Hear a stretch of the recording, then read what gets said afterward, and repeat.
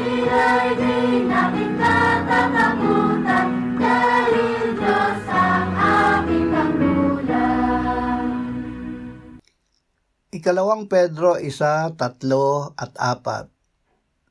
Ipinagkaloob sa atin ng kanyang banal na kapangyarihan ang lahat ng mga bagay na kailangan sa buhay at pagiging makadiyos, sa pamamagitan ng pagkakilala sa Kanya na tumawag sa atin sa Kanyang sariling kaluwalhatian at kabutihan.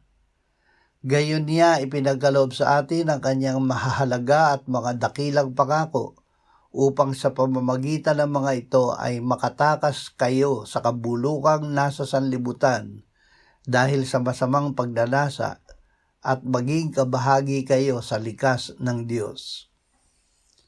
Upang makilala ang Diyos. Ibinigay sa atin ng Diyos ang lahat ng bagay na kailangan natin upang Siya ay ating makilala. Sinabi ng Panginoong Hesus sa Ama, ito ang buhay na walang hanggan, na ikaw ay makilala nila na iisang Diyos na tunay at si Jesucristo na iyong sinugo.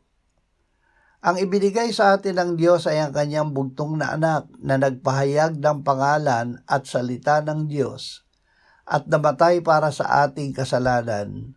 Muling binuhay, iniakyat at iniluklok ng Ama sa kanyang kanan sa langit.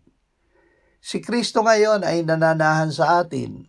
Sa pamamagitan niya ay makapamumuhay tayo na makadiyos at kabahagi sa likas ng Diyos. Walang pagkasila.